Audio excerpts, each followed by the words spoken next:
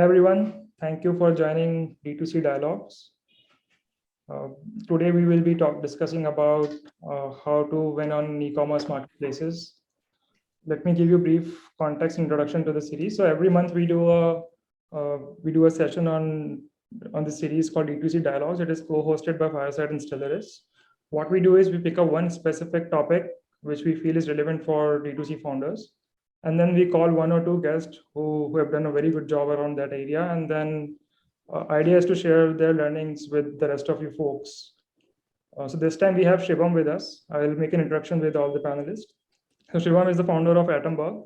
It's a most energy efficient ceiling fan brands in India. They've done a very good job in creating a good brand and at e-commerce marketplaces as well. So we have Avartan from Foodstrong, who is the founder of Foodstrong. He'll be moderating the session today. We have Anshul from Fireside Ventures and Rahul and I from Stellaris Ventures. So Avartan, we'll hand it over to you. Everyone, we will be taking first half of the today's session for asking questions on our own, and the second half would be we would request all of you to raise your hands and ask your questions directly to Shubham or Avartan. So feel free to participate in the session, raise your hands, and you can also post questions on the Q&A board anytime during the session. Avartan, over to you.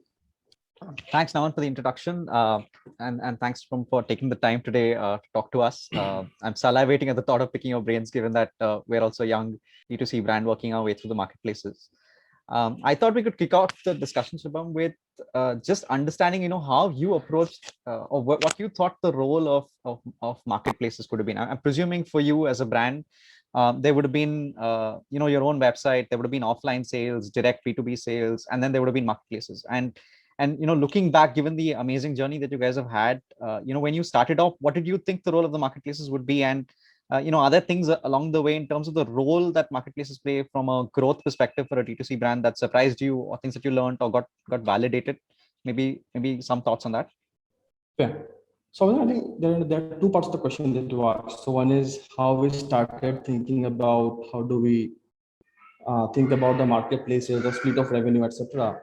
And secondly, what role it actually played in real term.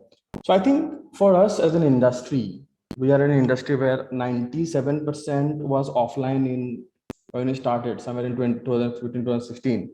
So for us to only imagine that we'll only sell through marketplaces was not a choice, right? So we knew from very beginning that we had to go offline at some point of time. Having said that, we also know that there are many challenges of offline scaling up, right? You need to earn distribution trust, brand pool, etc. And hence, to begin with, marketplace was an obvious choice for us. Now, between marketplace and online, or let's say our own D2C channel, right? I think it was a no-brainer for us that why we should not do or start with our own website, because we are in a category where we had only one product or one category to begin with. Secondly, there is no repeat purchase, right? I mean, every month, no one buys fan. People buy fan maybe in 5 years or 6 years, right? And you don't have multiple products to start with. And if you go to, let's say, your own website, maybe you will probably save 5-6% or 7% of the Amazon commission, Flipkart commission, but you'll also be investing heavily on cost of acquisition, right? And neither profitability wise nor any, and establishing supply chain to cater or serve to an extent that Amazon does, it is impossible to begin with, right? So we found marketplace is probably the way to begin with. And hence, for almost a year, I think we only focused in marketplaces. And within marketplace also, I think we only focused on Amazon probably 1 or 2 quarters, and then extended our presence in Flipkart, right? And other smaller platforms like Tata ClickStart, I think we have just recently started.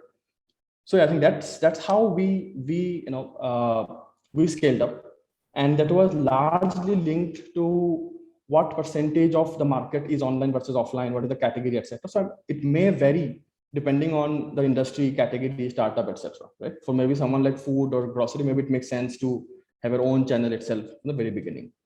Now we are focusing on our own channel because now we have multiple products and we want to deliver a certain level of experience, which is very difficult in the marketplace. And hence we have started focusing on our on our own website sales also at this point of time.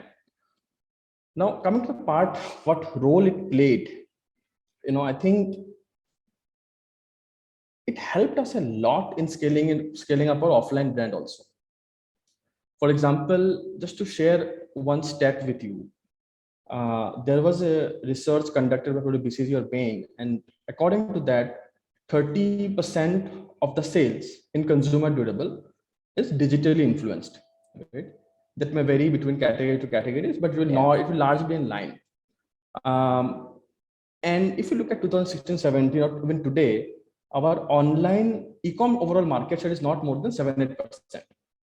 That means a lot of consumers are probably experiencing the brand online and buying it offline, right?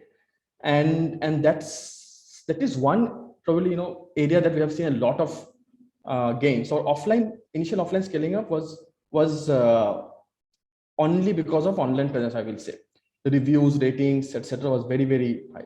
Secondly, we used digital as a platform to not only sell, but also to market or create a brand awareness, right? So we focused a lot on, I will say, middle funnel audience and not only bottom funnel.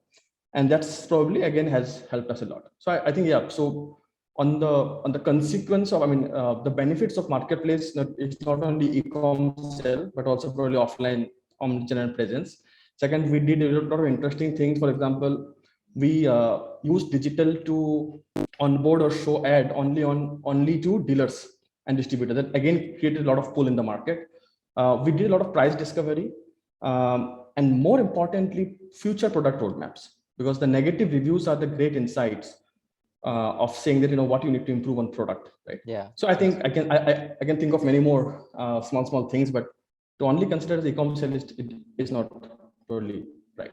One of the topics that you touched about was actually treating e-com like almost a shop window, for your offline sales, where basically consumers were finding you, understanding your product from the e-com marketplaces, but actually buying it offline. One of the challenges that certainly, a lot of the D2C founders face, and it's something that a couple of my founder, friends have also spoken about, is now with the amount of competition and the number of products that are sold on the e-com platforms, visibility has become quite a big challenge in terms of actually gaining traction visibility, right? So two parts of that question. One is in terms of a brand that's starting out afresh, let's say on day one. Is there some kind of almost hygiene list that you think, a brand should be doing? And other hacks in terms of what a brand can do in the initial stages from gaining visibility or traction on some of the large platforms like Amazon or Flipkart? So I think the answer probably lies in understanding that how a sale happen in maybe a platform or an online, right? And I think sales happen probably in 2-3 ways, right? So one is a consumer will go to a platform and search about your brand itself. Let's say I want to buy an Atomberg fan, or maybe he will go and search a very generic keyword, maybe let's say ceiling fan, buy a ceiling fan, right? Or maybe he will probably search a little bit more specific to category, maybe BLDC fan, energy efficient fan, remote fan, etc. Right? Otherwise, maybe he will probably again see some ad, maybe in some social media, maybe Facebook, maybe Google, and probably from there again, he will come to know about your products, right? Now, see, unfortunately, the fact is that organic listing, organic discoverability in Amazon or e-com is very, very difficult, right? For our category, it's a little bit easier because we do not have a lot of D2C companies to compete with. But I can imagine the pain of an FMCG brand. It's definitely much more difficult for them than actually for us. Sure. But I think some of the learning that we have realized is that the thing that we have in control, which is probably listing, those things has to be very, very proper, right? So for example, in our case, remote fan was something that actually worked really well in our case in the initial 2 to 3 months, where we actually didn't spend anything on e-com ad. So on discoverability, again, organically, we don't have much control. Probably for initial 2, 3, 4 months, you can do some work on the listings, etc. We can talk in detail about the good practice and the best practice of listing, etc. But that is the only lever you have in terms of image and all.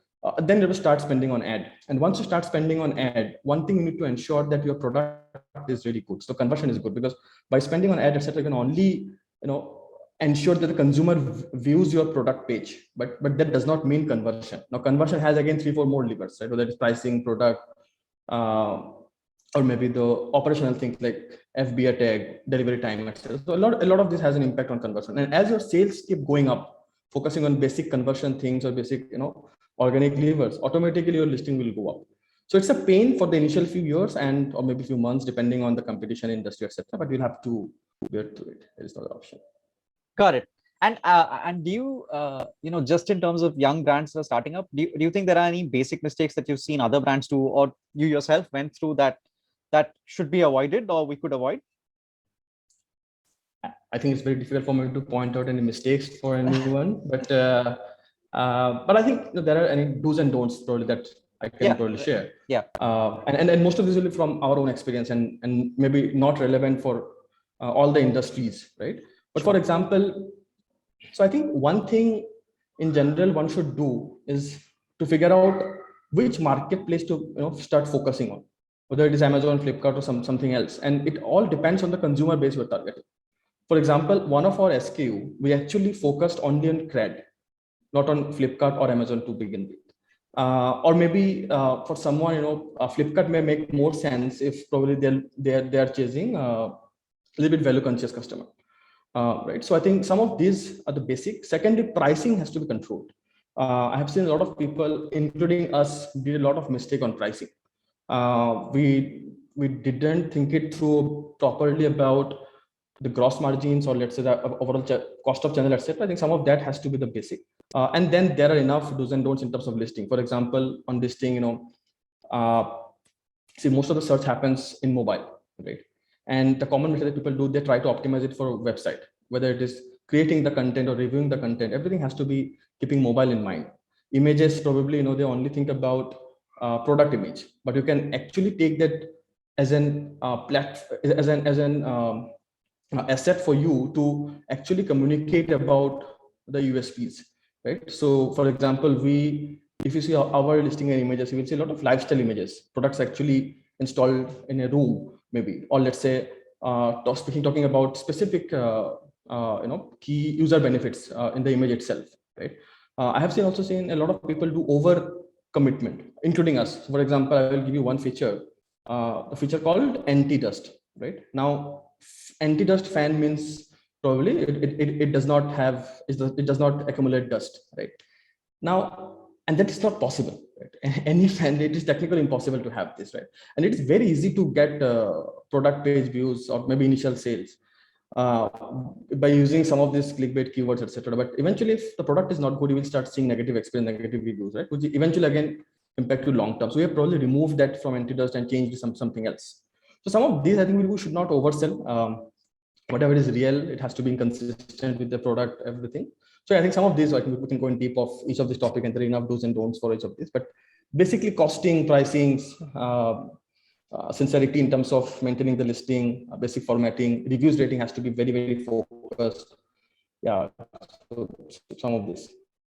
So, one of the topics you touched about pricing that maybe we can go a little deeper into, which always top of mind for a lot of founders, right? In terms of just the fact that the e-com marketplaces will incentivize higher discounting ultimately, both in terms of their search engines, the fact that lightning deals, all of the stuff that's there, whether it's coupons or coins across marketplaces. How did you guys sort of finally arrive at sort of your philosophy around pricing? Was there an aha moment there where you said, okay, this is what we're going to stick with from a pricing philosophy, whether it's both sort of channel consistency, but also in terms of competitive pricing? We did mistake and we learned from it, right? So I think the first mistake that we have done is that we priced it far lower than the competition to probably, I think we did the mistake of pricing it much lower in terms of gross margin. So if you look at pricing, right, at least for our industry, there are three major levers. So one is the gross margin, right? The price at which you sell minus the price at which you make the product or buy the product. And absolute, net revenue, not GMV or something, net absolute net revenue. The second is your contribution margin, which is your variable cost related to selling, maybe logistic cost, warranty cost, or maybe Amazon, Flipkart cost, or third-party selling cost, etc. Right? And the third piece of SG&A, including marketing, branding, everything. Right? Now, gross margin cannot be very, very different from industry. So let's say if your industry is at 50%, maybe you can vary from 47 to 55. It cannot be 80%, or it cannot. I mean, if you're pricing at 30%, then you're doing a mistake. For us, what we've done is that we realized that our gross margin of the industry was around 35%, and we actually built at 30%. And that is the one mistake that we run. And in that product SKU, we still make loss. Very difficult to increase price once you achieve a certain amount of scale. Second is, one should definitely do some maths around cost of selling, whether it is logistic cost or cost of selling in Flipkart, Amazon, whatever it is, right? And industry, those things varies. And it also is subject of saying that what is my lifetime value of a customer versus one time. For us, it's very simple because we only look at one-time sell, right? So we don't believe that people will again come back next month and buy another product. So for us, it doesn't make sense to lose money on per at a unit level. So you'll have to start making money. Now, again, that has a function of time. I mean, you cannot expect that on day one you will start making money. So because the moment you start getting more brand traction, etc., that's how you reduce your cost of acquisition. But one has to keep an eye on this. It cannot be something very, very unrealistic from day one. So I think gross margin has to be properly calculated. One should not do any mistakes on gross margin.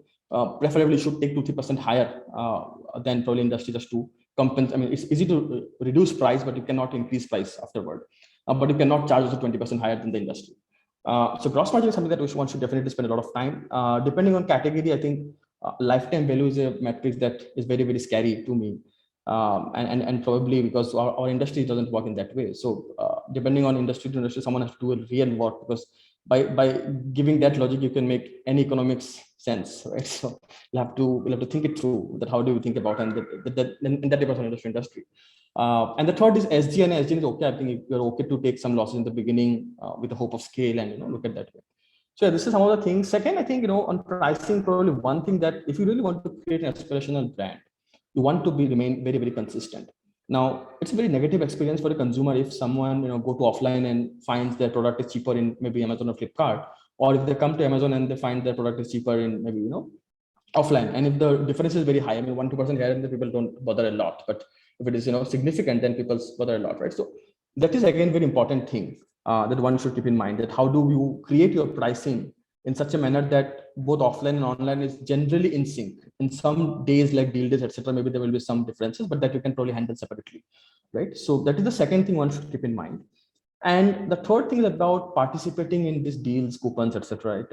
Whether it's Lightning this in 1 or 1.5 year back. But I think and there is no straight answer to it. I think there are enough research study has done around it. But what we practice is that we do not want to participate a lot on these deals. We preferably try to avoid participating a lot. We control pricing very, very sincerely, and that is probably one reason that we are scaling both offline and online very, very fast. Otherwise, it's very difficult. I mean, the moment you reduce price in online, you cannot scale offline. And if you do not reduce price in online, you cannot scale in online. So it's always chicken and egg problem. You have to figure out a way. And there you can't do a mistake of gross margin. So yeah, I think some of this. Actually, that was going to be one of my questions to you, which was that, you're one of the few brands that sort of seamlessly managed to grow both the offline and online channel with the same product portfolio. Other than just pricing, were there other pitfalls that you saw in terms of trying to run both the channels simultaneously? Sorry, can you repeat the question? Apart from pricing, what is that? Apart from pricing consistency, were there other things that you needed to do to make sure that, both sort of Amazon is also a success, but you're still able to sell through your dealer channels? A lot. I mean, for example, say pricing is one of the major things. It is for sure, right? The second thing is that the team has to be aligned, right? I have seen a lot of companies, particularly the legacy one, right? They don't see, I mean, they see Amazon sell differently, Flipkart sells differently, Atomberg sells differently, offline sells differently. It doesn't work like that, right? Consumer is same. They will buy from Amazon, Flipkart, Atomberg. Offline doesn't make a difference to your overall revenue. So if the internal team is not aligned, whether it is sales team, particularly and the marketing team, right, and the e-com team, they'll have to align as a team. That's the first thing you need to do. So I think what we do very, very rigorously is that to have a very strong alignment within the team, right? Otherwise, there are so many resistance you'll have to first fight within the team itself. if you have a different mindset of saying that you increase online share, you increase offline share, it's a very difficult thing. We start saying that Atomberg has to grow 100%, and then it comes down to your online offline revenue. Then within online, is it marketplace, is it offline, is it your own website? And that's how we try to plan it out. Without that, you will start seeing a lot of resistance. Secondly, for example, if you want to scale online, the operation team has to be aligned, right? Now, in operations team again has a budget. So how do you look at that alignment? So internal team alignment is super critical. The first thing to do. Second thing is you have to ensure that your pricing is consistent. Now, even if there is a, let's say 1-2%, because it's very difficult to control pricing, right? It is not a seamless experience for us. It has been always a tug of war every day, but you'll have to do it on day by day. So on the pricing again, if for example what you do in deal days, that in case there is a price reduction of 3% on Amazon Big Billion Days or Flipkart Big Billion Days, right? So that we give offline people an option to claim for the difference, right? So let's say you as a consumer go to an offline channel and you want to buy a product the day exactly there is a sale going on in Amazon and there's a 3% price reduction. We ask the offline team to immediately sell at 3% reduction price, right? And that is one way we try to probably negate some of these things, ensure that at least 80% of the time our price is and MOP is same. So that's how we probably try to manage both of this. There seems to be an underlying theme of just sticking with it in terms of how so you've explained how you've stuck with the online channels as they've grown and sort of grown to a large level where you're basically a leader in most of these marketplaces. One of the questions I had was, when you started off to where you are now, how have you seen these marketplaces evolve, especially like if you compare an Amazon or a Flipkart and the rest, like, the emerging marketplaces like a Cred or any of the others? How have you seen them evolve, and do you see them continuing to play the same role that perhaps they played for you with some of the other brands? Obviously industry specific, but even if you take the industry equation out, will they continue to be places where, let's say, brands can scale up at a rapid pace, or do you see that becoming more difficult with the kind of clutter that there is? So I think, what I understood evolution. So evolution, I think, is probably one thing that we have seen in Flipkart a lot. In e-com a lot, right? So for example, in terms of ad platform, now that keeps evolving every now and then. So you have to keep learning the new tricks of media within e-com itself, within Flipkart, within Amazon itself. Second is data. The data accessibility has increased a lot. For example, in Amazon now we have Amazon Pie data, which was not available maybe 1.5 years back. So that gives you a lot of access to data. Then how do you make use of those data? And that's an internal call. The third, for example, in deals and coupons, maybe Lightning deal was something that was probably a very strong phenomenon a year back, but it is not that significant now. So I think all of these platforms evolve a lot, right? And you'll have to keep learning. So that's very important. That why you should have an in-house team at certain scale. So we have everything in-house, whether it is running the ad or the media, managing e-com operations, front and back, and everything is in-house, and that helps us a lot because then you can very quickly understand these changes and act accordingly. Because for a media person to act on these changes without having a deep understanding of your industry is very, very difficult. So somewhere that in-house team probably helps a lot, right? So yeah, I think it's continuously changing, and I strongly believe that. Second, the growth. I think the growth is phenomenal. I think all these categories are growing. For at least for us, it's growing 60-70% year on year, right? And since we keep talking to these people very frequently at this scale, we understand that they are going to play a significant role. I think all these categories in consumer durable will be at least 10% plus, as we scale up.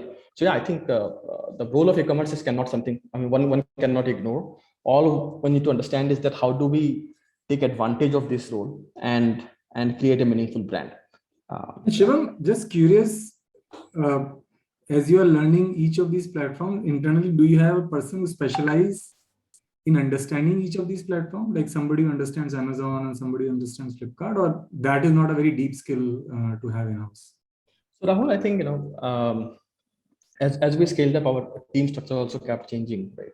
So if I talk about today, so we have a team which is managing front end for both the platforms. So we don't have an Amazon specific team and Flipkart specific team. We have a team for e-com, and that is again split by saying front end, back end, media, etc. Right? So we have a media team which is common for Google, Facebook, Amazon, Flipkart, all. We don't have a specific team for Amazon and Flipkart and Google and Facebook. I don't think we do. I mean, Flipkart even doesn't even have enough options to have a dedicated resource to add, etc. So I don't think we have a dedicated resource, but there are separate team within that who manages all the platforms. Got it. Shubham, when it comes to marketing on e-commerce platform, how is the performance marketing on e-commerce platform different than performance marketing on other channels like Facebook, Instagram, or Google?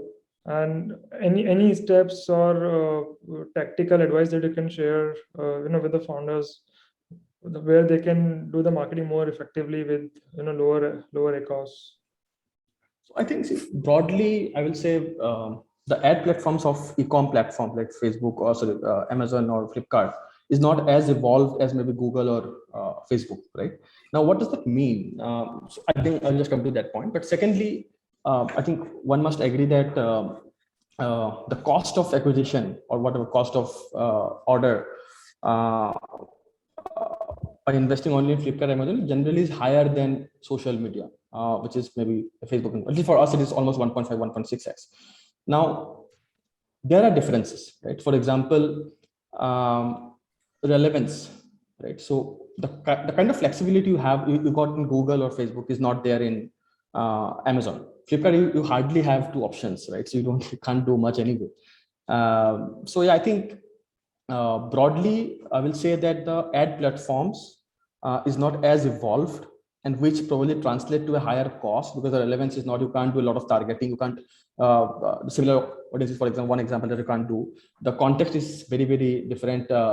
You don't have a lot of flexibility in the creatives also. You have very fixed layout, format, etc. to follow, right? So that way you don't have a lot of control. But within Amazon and Flipkart, I think Amazon is much more important. So again, between this, there is no brainer that Amazon is way ahead than Flipkart. But Amazon is again nowhere closer to social media giants like Google or Facebook when it comes to performance marketing. Shubham, you also spoke about working hand to hand with the teams of these platforms. How much of a role has relationships with, let's say, the teams at an Amazon or a Flipkart played in this journey, and how does a young brand think about that vector?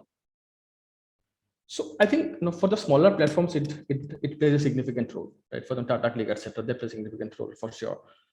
Coming to Flipkart and Amazon, I think Amazon, they don't play a significant role, but you need to have someone to, because operation is very, very difficult. And there are so many day-to-day issues in operation where you need sometimes a lot of primary support, from their team. And for example, in Cloudtail, a lot of times happen that, you send something, ship something, and it's just lying outside the warehouse. You don't know because their warehouse is flooded. So this is an operation issue, and you need someone at a junior level to have an relationship to push this thing continuously on day-to-day basis. On accounting level, we have an category manager, and with them we typically discuss on quarterly business plan, their plan, etc. Right, and we keep discussing on these things. Sometime, but I think in Flipkart probably you get a little bit more access in terms of this deal days, visibility ads, etc. But I think broadly I will say it's good to have. Operation definitely you need. But from strategic point of view, I mean, if you have your in-house team, then I think it is not very relevant. But if you do not have an in-house expertise, yes, it does make sense because they can add a lot of value about how to plan about things. But we know most of the things that they share. So at least at this point of time. So strategically, I don't think they add a lot of value. Operationally, yes, but at least it helps us to understand about market share, for example, how competition is performing. Now you don't have those data readily available, especially in Flipkart. Right, so you don't know how the competition is doing. You don't know what the bestseller ranking, etc. So some of those information you get from the account team, which probably you can take as an input and again work on the your strategic planning. But I think Amazon is very, very process driven. You have all the data that you want. You can do a hell lot of analysis that you want to do, and probably it's much developed than Flipkart. But Flipkart still makes sense to have some account manager. Asking, there is a question which is an interesting one from Padma. Given that some of these platforms have different kind of audience, does it make to have a differentiated product play also across channel, the offline, the Amazon, the Flipkart channel, and your own website? So product play, different SKUs for different channels. Is that what the question is? I think so. Yeah, that's what I think she meant. Yeah. So I think, Rahul, maybe it makes sense from the top line perspective, but it also depends on whatever brand you want to create. For example, let's say at Atomberg, we want to create a premium brand, which is known for its technology differentiation, etc. Right now, it's easy for us to scale offline the moment we have a product which is exclusive to Flipkart, or maybe we have a product which is probably priced as 2,000 rupees, but does not have a lot of differentiation. But that does not go with the way we want to build the brand, right? So from revenue perspective, it may make sense, but from brand perspective, it may not make sense. So it completely depends on your strategy, that what exactly you want to do. We have chosen to not scale at the cost of certain thing which may affect brand in long term. For example, still today, we do not have any relationship with, we do not have a CloudTel similarity kind of relationship in Flipkart. And that's because we can't control the price and we want to control the price. So we manage and their operations. We only went ahead with CloudTel when they agreed, saying that they will not play with the price, right? So we don't let them destroy the pricing only for scale. And that probably helped us also to scale offline brand. So yeah, I think completely depends. It is possible. One can think of, and maybe at some point we'll have to think of also. Maybe at certain scale we have to think of also, right? But at this point of time, I don't see it's required, at least for us. And pricing is something that I think if you want to create a brand, we should not play with a lot. Understood.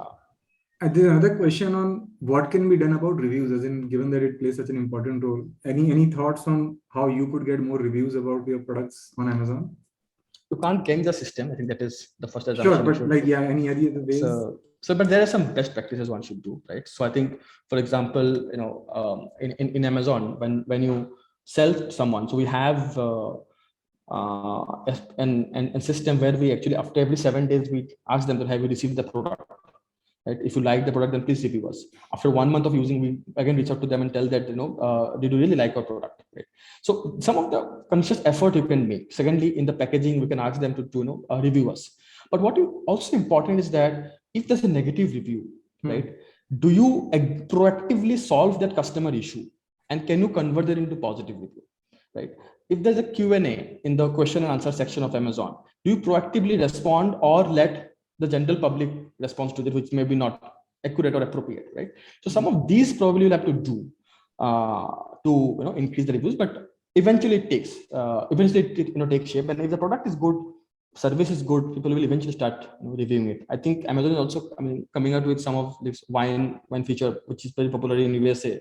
So with that, probably maybe a year or two down the line, that review as a mechanism will probably get much more boost. So yeah, I think. Well, I have another question on the same front. Usually, when you are starting a new brand, you get into the chicken and egg problem that people won't order unless you have reviews and ratings and good rankings. And till the time you don't have good rating and reviews, you don't get orders. So you get into that circular loop. So for a new brand who is just starting up, thinking about listing on Amazon in few weeks of time, few months of time, how to generate those initial reviews, initial ratings, to kickstart that flywheel? See, I think I'm not sure this is the right platform to discuss this, but not. So initially, I think a few reviews probably will be your friends and circle, but maybe authentic purchase and not a fake reviews, right? But and that's for initially very few reviews that probably you can do that way, and you'll have to start spending on ads, etc. The keyword has to be very relevant. So let's say if you're solving a very niche problem, for example, in Atomberg, it was remote fan, right? Now, remote fan was a relevant keyword. Whenever someone searched remote fan in Amazon in the initial days, for example, we didn't spend on brand in advertisement investment for almost 4 months. And that in that 4 months, only energy efficiency, BLDC, remote fan, those were the keywords that actually really clicked, right? And once someone clicked that keyword, you have a brand store page, you have a website. Some of that has to increase some of it has to be there to increase your believability. You can probably take a higher warranty calls, the return policy. Some of these are very important in the initial days, but and that is good enough to get 1 or 2 or 10 or 12 reviews, and that's how it will start. I mean, there is no shortcut. You'll have to wait. If you try to take some shortcuts in the very initial, for example, if you look at our growth, in online, I can tell you in the first year, 2016, 2017, we hardly sold anything. For initial 3 to 6 months, it was very, very low. Then next 6 months again was very, very low, right? But we learned a lot in this initial 1 year. And then our second year growth and third year growth was very, very fast, right? So it's again, it's like, you need to have some patience, and then we'll build from there. Hi, I'll say it's a great session and a lot to learn. So really happy that you guys are arranging sessions like these. So my question, I'm still, a starter in the D2C. I'm trying to learn the sector. And my question is, since Amazon is launching like their range of products, right, in electronics and other sectors, do you think it can diminish the ability of D2C brands to start out in e-commerce places? Because, considering the current user base, for people to get familiarized with products, I think Amazon, Flipkart are the starters, right, to launch your product. But considering that they are itself taking a part of that sector, what do you think would be the challenges for a person launching a D2C brand, right? So that's my question. Yeah. So you want me to answer that question, Rahul, Naman? Yeah. Guys. So I think what I understood from the question is that you are talking about what is a threat against white labeling. Is that the question? Yeah. So the face of it looks scary that Amazon will have a similar product at lower price. Then why don't, I mean, how will we survive? But I think one need to understand that when you really create a brand, right, you have multiple dimensions, right? Amazon, Flipkart, these are just a fulfillment channel for you. You have an offline distribution, you have to create a brand, and the brand needs product differentiation, brand needs advertisement, brand needs investments. And there are many more things attached to it, right? And I'm assuming you are designing a product which is a little bit differentiated and not very easy to copy on day one, right? And if you're doing something that is very easy to copy on day one, irrespective of Amazon, someone else will definitely do it, right? So the threat remains same, whether it is Amazon or something. So I don't think you should take Amazon white labeling as one competition and worry too much about it. Take it as just one more competition and deal with it. And when it comes to dealing, you'll have to figure out some more levers to it. How do we solve it? For example, in our case, for example, there is another brand called ABC. I will not take the name in this platform, but let's say they are trying to play on a price game. So they will try to reduce the cost significantly, outsource from somewhere, and somewhere launch the product, right? But somewhere you need to understand that if you are investing in brand, if you're investing in technology, somewhere you're differentiating, right? And you have to figure that out. What is the differentiating point? Is it quality? Is it reliability? Is it feature? Is it functionality? Is it design? And call this out. And if Amazon is also investing in those aspects similarly, so it's very difficult, but they don't do generally. So don't worry too much about white labeling. The market is too large, and eventually for any category, Amazon itself will not be more than 10-15% on an average, right? So you have an anyway 85% market for you to work with, and within the 10-15% market, Amazon that itself will not be more than 1%. So why are you worrying too much about that 0.51% market share? I think it sounds scary when it comes to theoretical imagination, but look at from market data perspective, it doesn't make a lot of difference to you. You have enough other levers to fill in the brands. I mean, that's my opinion. I'm sure that can be challenged. Just to add to that, there are brands which are actually brands, and there are brands which are point of sale brands, right? So if you, for example, go to any shop, you will find a Lay's and Uncle Chips, but you will find a number of sort of local brands which are out there. So I mean, the way we like in Amazon brands is more to the local brands, because Solimo only will win at the point of sale, but it's not a brand which is, which has its own channels, which has its own brand, which has its own promise, etc. So I think, as Shubham said, sounds scary, but we have not, at least not seen till now, anyone being undercutting a brand to a large extent. I mean, sure, 5% of the sales, 10% of the sales, but not completely. Molly, you are next. You can ask your question. Yeah, hi. My question is with regards to Amazon and whether as a seller you should be selling through both Cloudtail and yourself on Seller Central. And if you do, then should you have like differentiated products that you are selling through both so there is no competition? And also, my question was with regards to Cloudtail's closure announcement, and if there is a risk there in terms of continuing selling through Cloudtail, or you think that their business model will evolve and they'll figure out a way to just continue selling? Yeah, so I think Mauli, in the first page that you cannot sell in Cloudtail. It's an invite only platform. So you can only sell in Cloudtail when there is an invite from there. At least for our category, we have seen that they have invited us, and that's how we probably can sell. So that means to begin with, you'll have to through their own your Seller Central. Now, once you have an option that you have achieved a certain scale, and you have both options of Seller Central and Cloudtail, then I think it's a tactical call that whether you should sell through your own. There is no reason that why you should sell through your own Seller Center. That's so much of headache. You go to Cloudtail to reduce your operational headache, to reduce your because it's a very massive headache. If you just imagine at a scale, you have 30 warehouse to maintain, etc. Right? So Cloudtail will probably give you that advantage, and there is no reason that why you should not take that advantage, because the costing more or less can be similar, maybe plus minus 1% here and there. So you have to be very, very shrewd when you do the price negotiation on day one. So if you've done your pricing correct, if you've done your negotiation correct, I don't think there is a reason that why you should try to sell intentionally from Seller Central. Having said that, you should not completely stop it, because there has been many instances where maybe there is some stock issue at a Cloudtail level, right? And then maybe you can have your own factory, etc., which you can probably use to sell or fulfill the demand. So yeah, I think broadly to answer the question, on day one, you will not have access to Cloudtail. At certain point of time, if you have an option between Cloudtail and Seller Central, try to sell more through Cloudtail. Do not stop it completely, Seller Central piece, and maybe at some point of time, it may help you when there's an operational issue. On the second piece, in terms of whether there's regulations, etc., I think as per our understanding, we should not worry too much about it. Cloudtail will figure this out, and then that's the assurance we got from their side. Very difficult to know what is happening exactly within the management, but looks like they're bullish, so they're figuring this out. It'll bring in Karthikeya.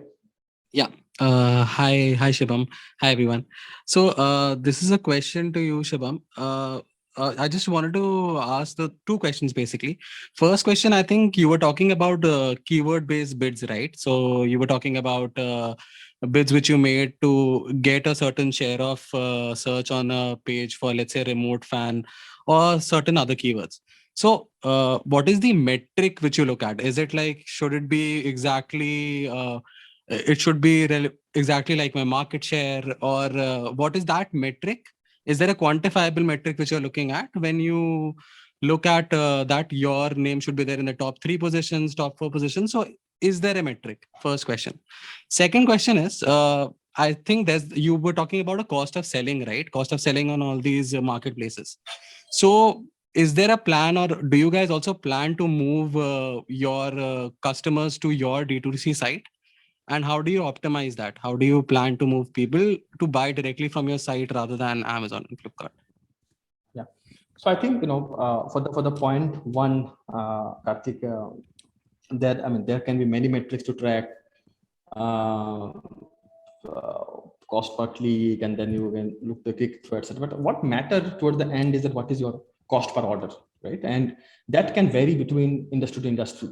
So we have a very simple metrics which we track at a very organization level, which is cost per order. And then within that cost per order, there are hundreds of levers. There are tens of levers to actually impact that cost per lever, right? And that is probably been done by the media team on day-to-day basis. So yeah, I think at least at the senior level, we just track the cost per order, and we want to ensure that is a certain range, and that range varies subject to what is your last year number, and are we improving or at least not deteriorating from that level. Coming to the second piece on whether we have plans for our own website. As I said at the very beginning, at this point of time, yes, we do have, because we now have multiple products. We have a certain captive consumer base, and it makes sense to invest in our own website, etc. But to not make profit, but just to reduce the risk from only depending on 2 websites. And second is to ensure that we can probably play around with the consumers' data and probably give them a better experience.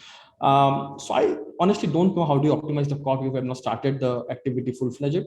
But I believe we'll learn in the process and figure out that how do we maintain that if we don't lose money a lot on this. I mean, we have 6-7% additional margin, but again, I'm sure that cost of acquisition will go up because you need to bid against maybe Amazon and Flipkart in some cases, which will naturally increase your cost of acquisition.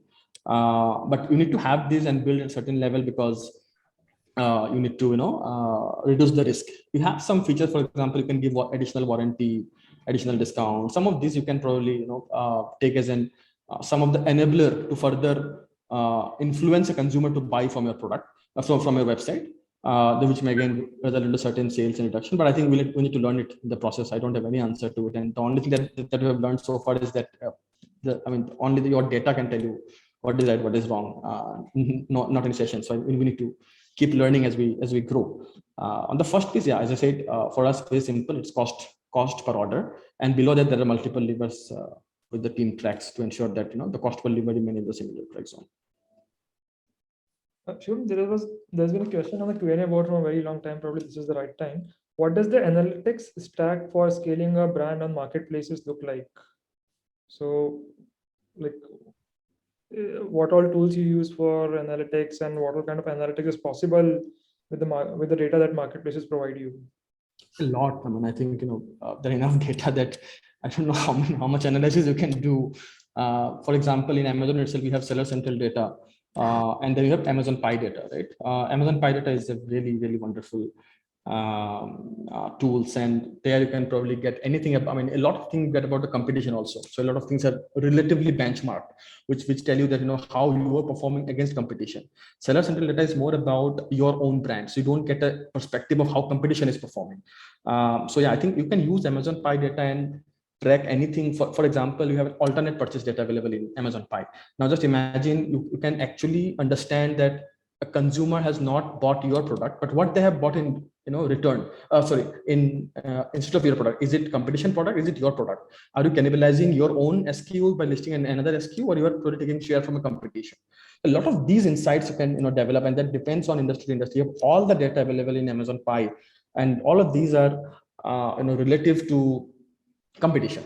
Coming to Amazon Central data, Seller Central data that is largely specific to your brand, which is good enough for you to optimize your investments, your cost of acquisition, etc. But maybe will not give you a very direct perspective of how the competition is doing, and where probably the account manager relationship comes into picture.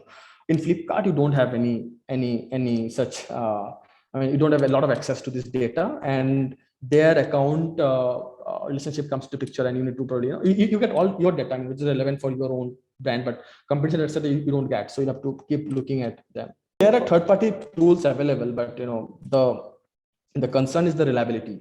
So how do you rely on those data is probably something, because all is based on certain estimation, and how accurately you look at this estimate. We have probably evaluated few in the process, and we realized that Seller Central data is more than enough, and we can probably take some Amazon as a proxy, and based on our understanding, we have done some sort of analysis and figure out that what should be the Flipkart market share, for example, right? So instead of relying on a third-party tool, we rely on Amazon data as a proxy, and take and extrapolate it to Flipkart. Some of these we do, which we probably learned over last 1.5-2 years. Relying on third-party tools data, very difficult, depends on the methods, estimation methods, etc. But I think for us, at least, we don't rely. And even for market insights, are there any third-party tools that you use, or primarily Amazon Pie is what you use? Market insights, like, for example. So what kind of keywords to bid for? Overall, the idea is to get more views from that data is available with the Amazon search ranking data. No, you can get this data from Amazon Pie and just take it with it. I think Amazon Pie has a lot of data, so you really want to work on this. That is more than enough. You don't need third-party data to begin with. Got it. Parth, you can ask your questions. Hi. This question is to Avartan. Avartan, as Shubham earlier rightly mentioned, FoodStrong has a product which requires customers to keep buying it again and again, right?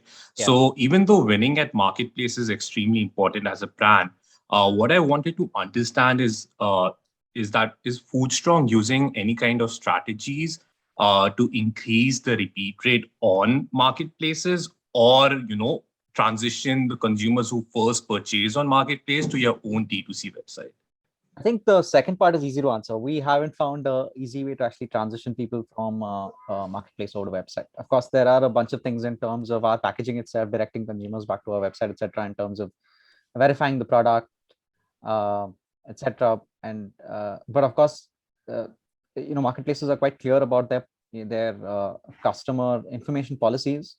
And so there's, at least we haven't found a way where you can easily transition a consumer other than just just in terms of how the consumption experiences and some of the cues that you're giving the consumer in terms of getting closer to the brand. We haven't found any great ways. I don't know if Shubham has any insights there, but in terms of the first question, certainly, now there are a couple of tools that have opened up that we're experimenting with. So Amazon has targeted display ads where they're allowing for remarketing. They also give you actually information in terms of repeat purchase rates as part of the seller central data and pie data that Shubham was talking about. So some of that information is available, and we are experimenting with using display ads to retarget and remarket to consumers. So that targeting is now available as part of the advertising suite in Amazon.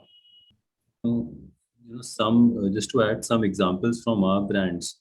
So for example, what Boat does is that after you buy a product, for registering for warranty, you have to go to their own app, right? So that is one way to do it. The second, what some people have done, for example, if there is a food product, they attach a 2 or 3 month fitness program.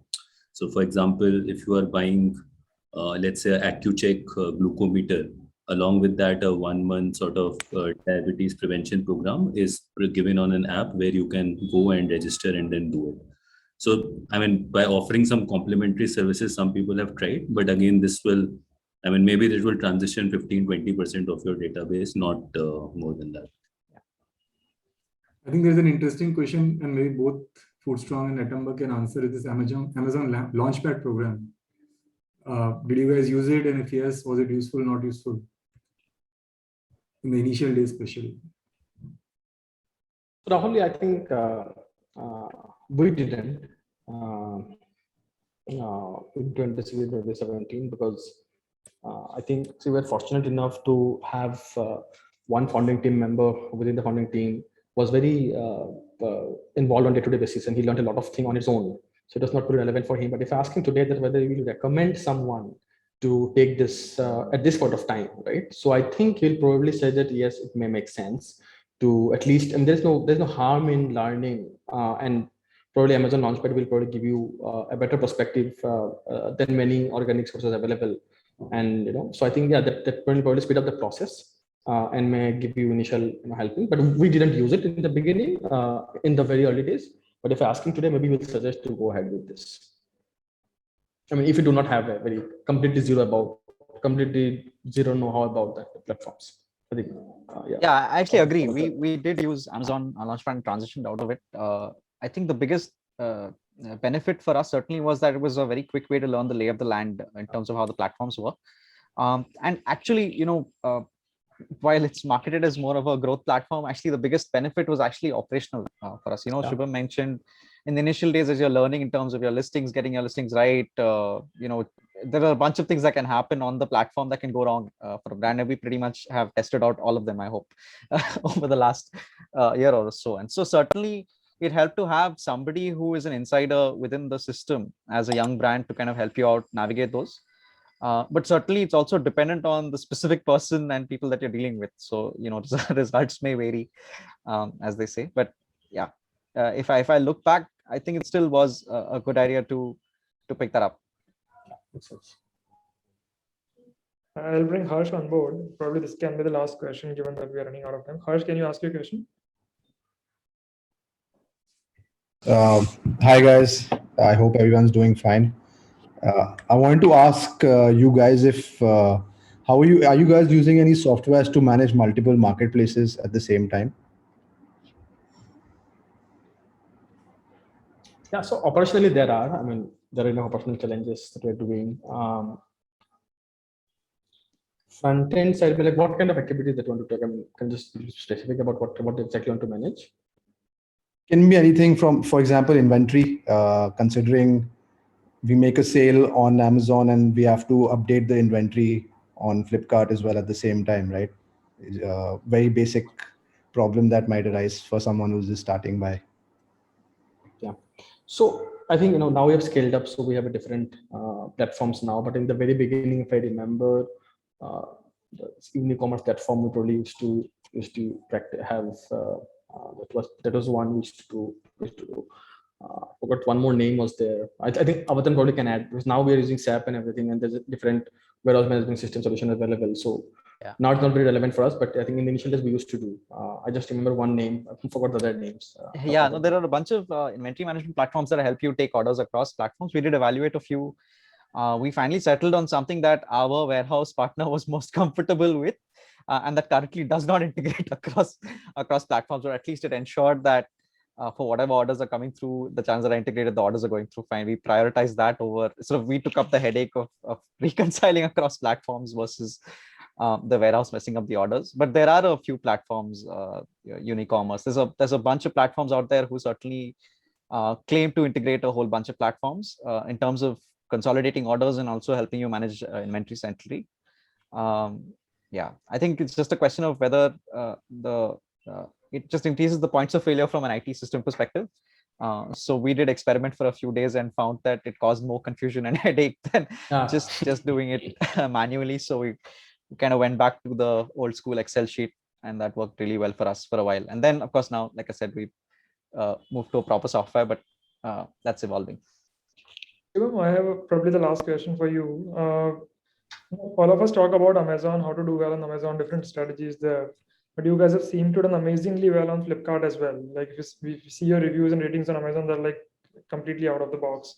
So how is Flipkart, like working with Flipkart, different from Amazon, and what are, what it takes to win on Flipkart as compared to winning on Amazon? I don't think we've done extremely well in Flipkart to begin with. Because I think relatively our market share is lower in Flipkart as compared to Amazon. So I think relatively probably have not done as good as what we should have done. But I think it's also largely because of the consumer audience, right? Because as I said, in Flipkart, if you really want to scale up, you have to look at exclusivity, you have to look at price, losing price control, which we are absolutely not fine with. And that has restricted our growth in Flipkart to a certain extent, I will say. So we've done decent, our reviews are good, ratings are good, but these are fundamentals common to both Amazon and Flipkart, right? So we have a review mechanism, etc. in place, so which ensure that whether it's Flipkart or Amazon, we have the right reviews in place. We have a decent market share. We've been going pretty well for last 1.5 years. We are close to 10% market share over there, but that does not mean we're doing well. I mean, we can probably do much better the moment we lose control on the price and especially the model, which are not fine at this point of time. So we'll see what we can do. So I think, to answer the question, it all depends on stage to stage. So at this stage, for us to have a growth lever, if you really want an exponential growth, probably exclusivity or maybe losing the price control is something that we need to look at. Probably will not do this, so we'll definitely have an upper cap on the growth on Flipkart as a platform. Second, I will say that look at the product mix, because if you really want to scale in the platform itself, you'll have to have a product which is relevant for the platform. You can't aspire to have a very huge market share without having a right product, which means you have to reduce the price. And as we scale up, as we're doing more R&D, etc., we'll have the right product at some point of time, which will probably give us a more product depth and eventually increase the number again, right? Other levers which we've done really well in last 1.5 years is that we focus a lot on the operation piece. So one thing which is very important, people, whether it's Flipkart or Amazon, is that a conversion a lot depends on your delivery schedule. I mean, if you deliver more than 2 days versus, let's say, if you deliver within 2 days versus more than 2 days, the huge conversion drop rate between both of these platforms, right? So, and we worked a lot on these in last 1.5 years. We worked a lot on the reviews, we worked a lot on the listing. So basics we have done really well in the 1.5 years, which has increased our market share significantly. But again, as I said, we have not done phenomenally well. So yeah, probably. Your ratings and reviews speak otherwise, but okay. Yeah, that had to speak because because that is something, as I said, is a process over there, right? But I mean, we have done well. It's not that we have not done well. It's just that it's not phenomenally well as compared to relative to Amazon, I would say. Got it. Great. It's been a superb conversation, Shivam. Thank you. It's been Thank really you everyone for insightful, joining and us. it's amazing to see how you have a perspective that goes deep as well as wide. So thank you for sharing all of those insights. Yeah, this was a really insightful session, Shivam. So thanks a lot for joining us. Thank you everyone for joining us. We will be coming back in November with a different session and hopefully with a different, lot more insights as well.